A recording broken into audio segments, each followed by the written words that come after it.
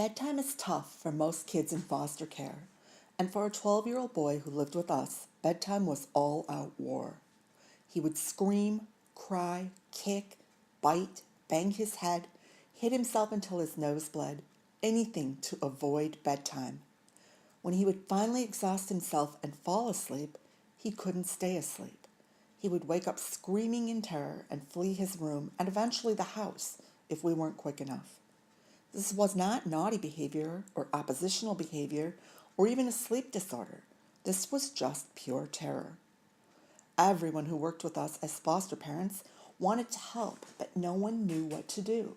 They offered respite, medication, therapy, more medication, and essentially that was all they had. We tried different blankets, aromatherapy, a steady bedtime routine, music in his room, a magnetic flashlight he could stick onto his bunk bed and reach in an instant. Nothing helped. As a last-ditch effort, I slept on the floor outside his room for months with the promise that he was safe and I'd be right there when he needed me.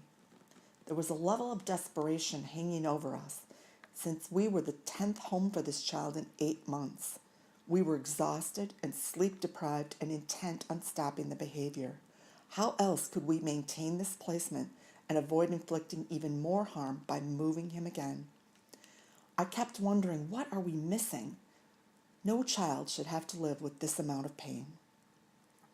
Around the time this child came to live with us, I was introduced to the resource parent curriculum. It encouraged me to look beyond the behaviors and find out what was driving them. I learned that being safe and feeling safe were very different things to a child. I was empowered to ask questions, dig deeper, and to trust myself. I learned that getting this difficult child into bed at night would never be successful until I understood what he was feeling. I needed to ask the obvious question: what do you think is going to happen during the night? A few days later, I was cleaning up the kitchen and I heard very violent talk, crying, and screaming coming through the baby monitor. The 12-year-old was the only child in the house, and I ran upstairs to see what was going on. He was sitting on the floor playing with Legos. He had built a house, and he had a scary-looking Lego guy in one hand and a Lego lady in the other.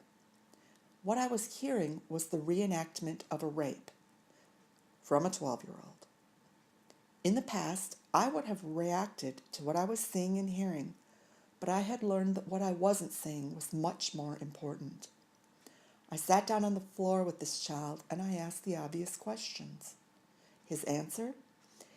He had learned about rape when, for 3 years, he listened to his older sister being sexually assaulted at night.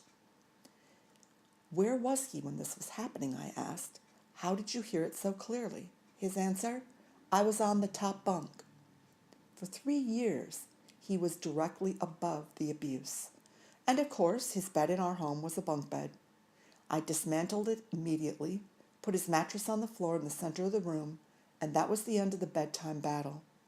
A couple of questions, a couple of answers, and one very easy solution.